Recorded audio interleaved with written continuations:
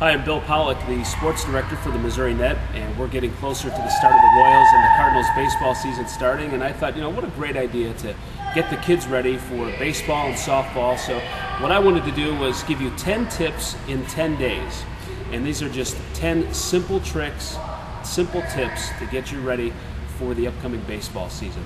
And the first few segments will work on fielding, catching, throwing, and then we'll get into base running and bunting and do some more hitting things. But first I want to focus on the grip of the baseball. And for any little kid that's just starting baseball, you'd be surprised at how they hold the baseball the wrong way. They may grip it with all fingers wrapped around the ball or tighten their hand. So I just want to show you the proper grip as to how to hold the baseball. There's two.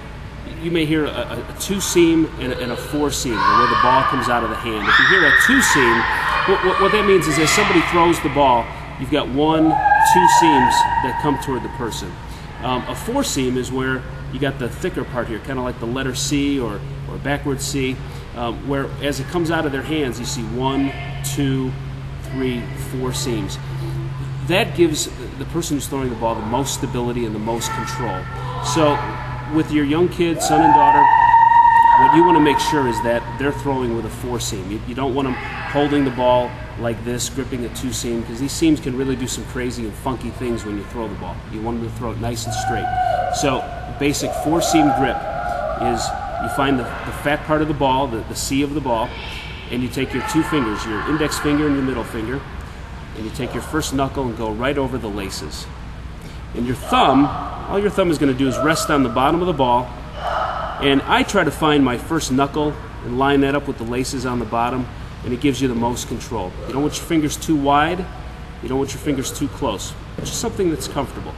And the other key is make sure there's some space between their hand. Now I'll bring in my daughter Allison, and she plays softball. She's only 7 years old, and her hand's a little bit smaller, so for gripping a softball, she's going to use 3 fingers across the 4 seams, and her thumb's going to come around the bottom, and she's just now getting to the point where she can get a little space in her hand. But as your kids get older and their hand grows, there'll certainly be more space, but you don't want them to bury that ball into the back of their hand, otherwise it's too tough to control. So that's our first step.